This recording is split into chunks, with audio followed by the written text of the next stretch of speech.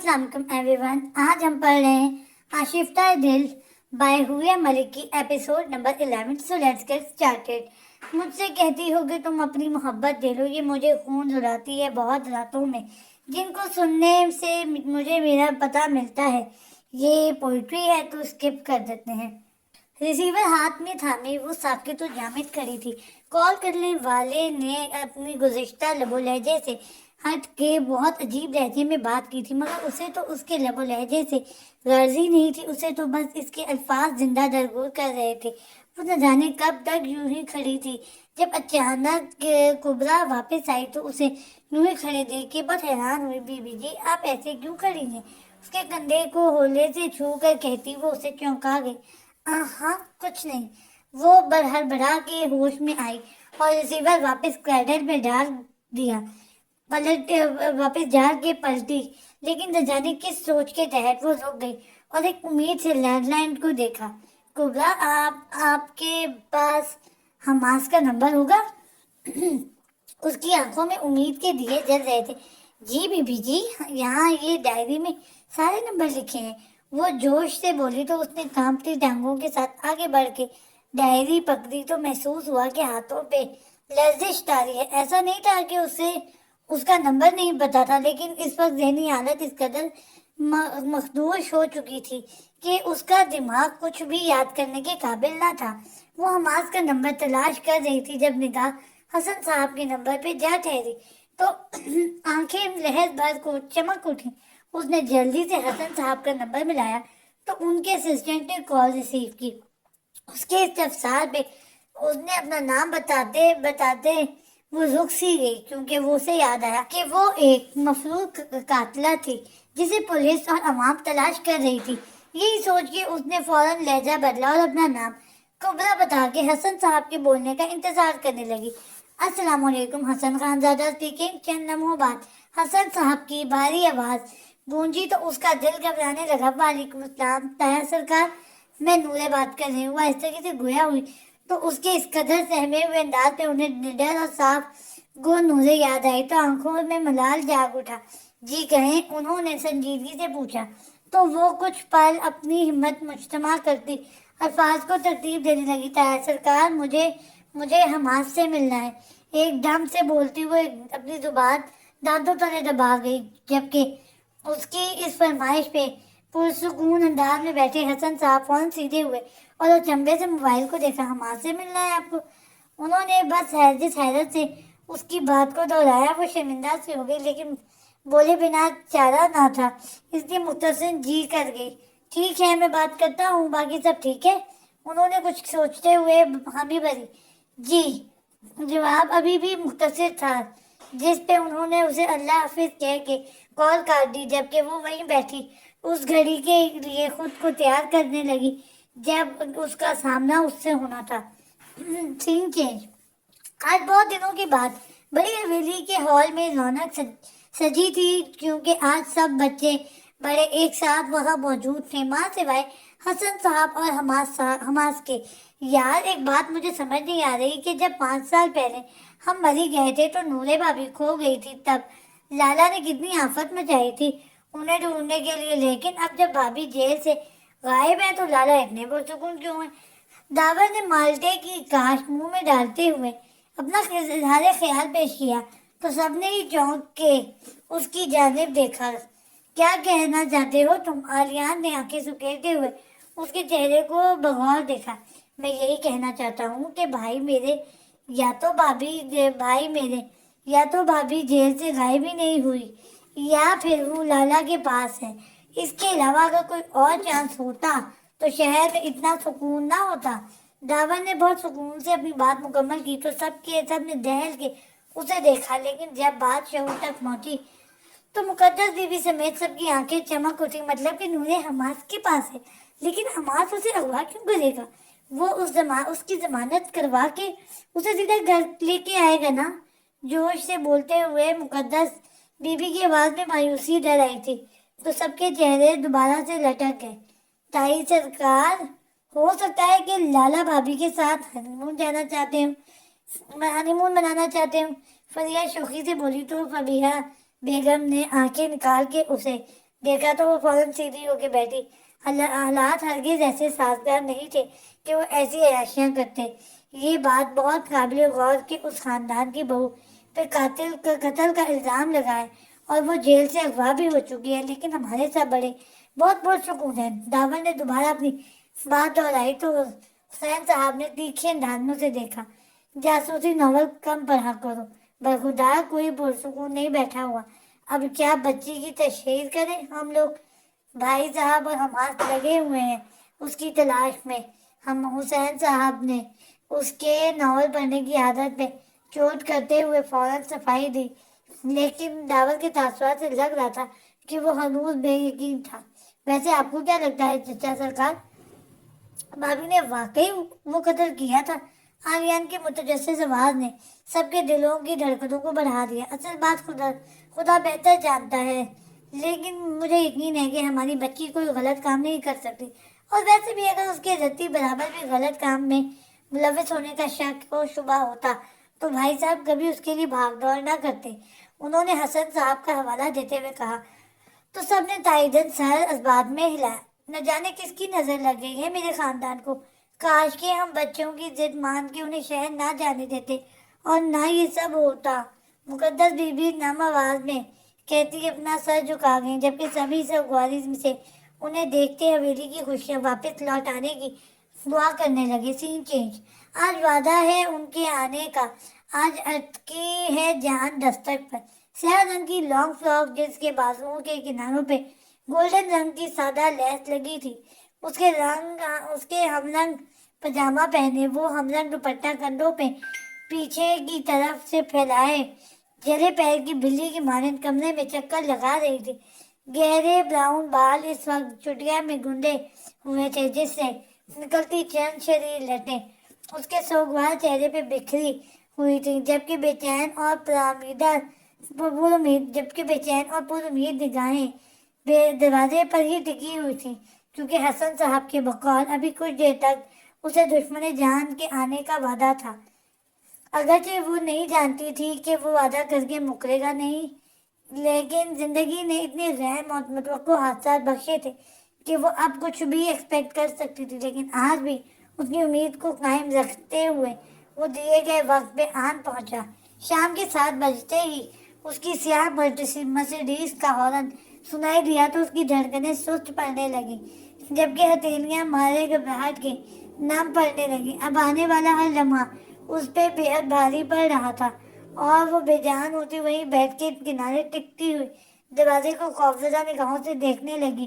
Be B G, چھوٹے صاحب آئے ہیں، کھانا لگواؤں آپ دونوں کے لیے؟ دستک کی اچانک آواز کے ساتھ ہی کبریٰ بی بی کی آواز سنائی دی تو وہ اچھل پڑی۔ نہیں، وہ فوراً بولی تو جی اچھا کہتی واپس پلٹ گئی۔ اسے گئے کچھ ہی دیر ہوئی تھی کہ دروازہ ایک کلک کی آواز کے ساتھ کھلا اور سیاہ جوتوں میں مکید پیر کمرے کی دہلیز پار کر کے آئے۔ السلام علیکم۔ وہ جو بیڈ پہ سون بیٹھی اس کے جوتوں پہ نظریں جھکائے ہوئے تھی، اس کی بھاری آواز پہ بے ساختہ اور ہڑبڑا سی کی ٹھیک ہے آپ؟ اس کے جواباً سلام کرنے پہ اس نے بے تاثر لہجے میں کہتے ہوئے نگاہیں کمرے کی دہانی دیوار کی جانب مرکوز کی تو اس کے لب و لہجے اور آنکھوں کی اس بے اعتنائی پہ اس کی ہمت ٹوٹنے لگی۔ ٹھیک ہوں، آپ کیسے ہیں؟ نرم لہجے میں اس نے استفسار کیا تو اس نے گردن گھما کے بغور اس کا جائزہ لیا اور پھر سر جھٹک کے رہ گیا۔ میں بہت برا ہوں، جانتی تو ہے نا آپ مجھے؟ استہزائی انداز میں کہتے ہوئے اس نے کاٹدار زرعی نگاہیں اس کی بھوری آنکھوں میں گاڑی تو نورے کا دل جیسے رونے لگا۔ آپ کا حال کیا ہے؟ وہ چونکی چونکہ جو زیادہ باندھ بیٹھی تھی، اس سے پہلے اسے سب نارمل کرنا تھا، اس لیے آپ کے سوال الفاظ کے ہیر پھیر کے ساتھ پیش کیا تو نہ جانے کیوں وہ زیر لب مسکرایا، اور وہ بہت سست روی سے چلتا اس کے بے حد نزدیک آن ٹھہرا۔ اگر حال بتانے بیٹھا تو برداشت نہیں کر سکیں گی، اس لیے مجھے وہ بات بتائیں جس کے لیے بلایا تھا۔ اس کے چہرے پہ بکھری لٹ کو پھونک مار کے کہتا وہ دوبارہ سے فاصلہ بڑھانے لگا تو نورے نے لپک کر اس کی کلائی سے اس کا سیاہ کوٹ جکڑا۔ مجھے آج فقط حال ہی سنانا ہے۔ اس کے گریبان پہ بوجھل آنکھیں جمائے وہ اس قدر مدھم لہجے میں بولی کہ وہ بمشکل سن سکا۔ یہ سب سننے سنانے کے لیے جس ساتھ کی ضرورت ہوتی ہے وہ اسے ہوٹل کے کمرے میں اسی رات ختم ہو چکا ہے نورے، سنجیدگی سے کہتے ہوئے اس نے ایک نظر اپنی کلائی پہ جمے اس کے ہاتھ پہ ڈالی تو سرمئی آنکھوں میں نہ جانے کیا کچھ لے رہا ہے۔ میں اس سے اس ساتھ کو برقرار رکھنے کے لیے آج رات کی مہلت چاہتی ہوں حماس، قطعی غیر متوقع طور پہ وہ نرمی سے کہتی، اس کی کلائی یوں ہی تھامے، وہ دوسرا ہاتھ اس کے سینے پہ جماتی، اب کہ از خود قدم بڑھا کے اس کے بے حد نزدیک ہوتی، کمرے کی فضا کو بھی بوجھل کر گئی۔ کیا کرنا چاہتی ہیں آپ؟ اس کے یوں ایک دم سے پاس آنے پہ دل کی بدلتی حالت پہ بمشکل قابو پاتا وہ سنجیدگی سے گویا ہوا تو اس سوال کا جواب دینے کے لیے نورے کو خود میں بہت ساری ہمت جمع کرنی پڑی۔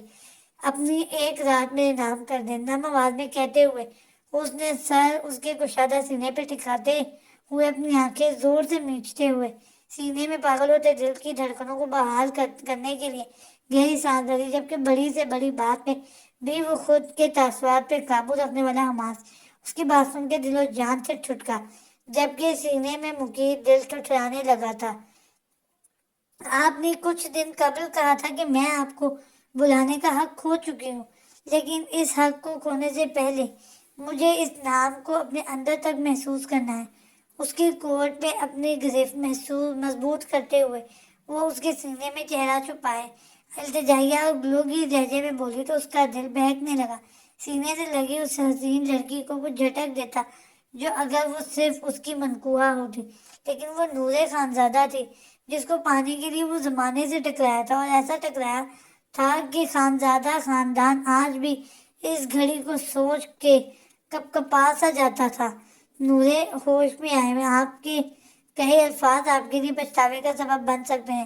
میرے اندر کی شوریدگی کو سہنا آپ کی بس کی بات نہیں ہے۔ جو نام آپ کے نام کے ساتھ جڑنے سے آپ کی زندگی میں تلاطم آ چکا ہے اسے اپنی روح میں مت اتاریں۔ اس کے اپنے سینے میں چھپے سر کو دیکھتے ہوئے وہ بھاری آواز میں بولا تو اس کے لہجے کی اتار چڑھاؤ پہ نورے کو اپنی ہتھیلیوں سے پسینہ پھوٹتا ہوا محسوس ہونے لگا، لیکن وہ کم از کم اس وقت خوف و حیا کسی بھی کیفیت سے لبریز ہو کے قدم پیچھے نہیں کر سکتی تھی، کیونکہ یہ موقع اسے شاید زندگی شاید پھر نہ دے گی۔ آپ اپنی شوریدگی آزمائیے، میں اپنی برداشت آزماؤں گی۔ ہلکا سا سر اس کے سینے سے اٹھاتے ہوئے اس نے بہکے بہکے انداز میں کہا تو اب کی بار وہ واقعی اس کی آنکھوں میں لکھی التجا کو رد نہ کر سکا، اور اپنی زندگی میں آنے والے گزشتہ بھیانک ترین دنوں کو فراموش کرتے ہوئے پوری شدت کے ساتھ اس کے ہونٹوں پہ جھکا تو اس اچانک حملے پہ وہ چکرا سی گئی اور بے ساختہ گرفت اس کے کوٹ پہ خطرناک حد تک مضبوط کر گئی۔ سین چینج۔ سورج کی تابناک کرنوں نے جیسے ہی دروازے پہ دستک دی تو کروٹ لیتے ہوئے اس نے عادتاً عباس کو باہوں میں بھرنے کی کوشش کی کہ یہ اس کی عادت تھی کہ صبح بستر چھوڑنے سے قبل وہ یوں ہی عباس کو خود میں بیچ کے والہانہ انداز میں اپنا پیار نچھاور کرتی تھی۔ اسی عادت کے زیر اثر اس نے باہیں پھیلائیں اور اپنے پہلو میں سوئے عباس کو سینے سے لگانے کی کوشش کی تو اگلے ہی لمحے اپنے وجود کو لگنے والے جاندار جھٹکے کے باعث اس کے حلق سے ایک چیخ بلند ہوئی۔ آنکھیں کھولتے ہوئے اس نے جیسے ہی پلکیں اٹھائیں، نگاہ سیدھی اس کے خوبصورت چہرے پہ سجی سیاہ نیند کے خمار سے گلابی پن لیے خوبصورت آنکھوں سے ٹکرائی تو دل زوروں سے دھڑک اٹھا۔ تب اسے اندازہ ہوا کہ جسے وہ عباس سمجھ کے سینے سے لگانے کی کوشش کی تھی وہ عباس کا باپ تھا، جو اس کی نازک باہوں میں تو آ نہ سکا، لیکن اس کے لمس پہ فوراً جاگتے ہوئے ایک جھٹکے سے اسے کھینچتے ہوئے اپنے کشادہ سینے پہ گرا لیا۔ سوئے ہوئے شوہر کو اپنی نازک باہوں میں بھر کر جگانے والی بیویوں کو احمق ترین خواتین کہا جاتا ہے۔ اس کے حواس باختہ چہرے پہ بکھرنے والے رنگوں کو نہارتے ہوئے اس نے بے باک نگاہیں اس کے ہونٹوں کے پاس پہرا دیتے دل پہ ڈالی تو عائشہ کو احساس ہوا کہ وہ بنا دوپٹے کے اس کے خطرناک خطر قریب ہے۔ یہ احساس ہوتے ہی وہ فوراً اس کی گرفت میں پھر پھراتے ہوئے بولی، ہم آپ کو جگا نہیں رہے تھے، ہمیں لگا کہ عباس ہے ہمارے پاس۔ فقط زدہ انداز میں مزاحمت کرتی وہ اسے بہت پیاری لگ رہی تھی اور اپنے اس جذبے کا فوراً اظہار کرنے کے لیے وہ جھکا اور اس کے ہونٹوں کے سیاہ پہرے دار کو اس کی اجرت سے نوازا، جبکہ ذات کو ہی اس کی بے باک باتوں اور جسارتوں سے بے حال وہ صبح ہی صبح اس کی اس جسارت پہ چکرا سی گئی کیا کر رہے ہیں آپ؟ دونوں ہاتھ مضبوطی سے اس کے سینے پہ جمائے. وہ فاصلہ بڑھانے کی کوشش میں دبا دبا سا چلائی، لیکن اور جب اس نے فوراً انگر شہادت اس کے ہونٹوں پر جمائی. ایک بچے کی ماں ہو کے بچوں والے سوال نہ کریں بیگم. میں تو عملی طور پہ کر کے بتا رہا ہوں کہ میں کیا کر رہا ہوں. نیند کے خمار میں ڈوبی آنکھیں اس وقت اس بات کی شدت سے گلابی ہو رہی تھی، جبکہ لب اس دل سے سرسراتے ہوئے اپنے اب دائیں رخسار پہ اپنا نرم گرم لفظ چھوڑے جا رہے تھے، جس کے باعث عائشہ کا چہرہ سرخ ہونے لگا، جبکہ دل کی دھڑکنیں اس وقت بے حد پاس تھیں.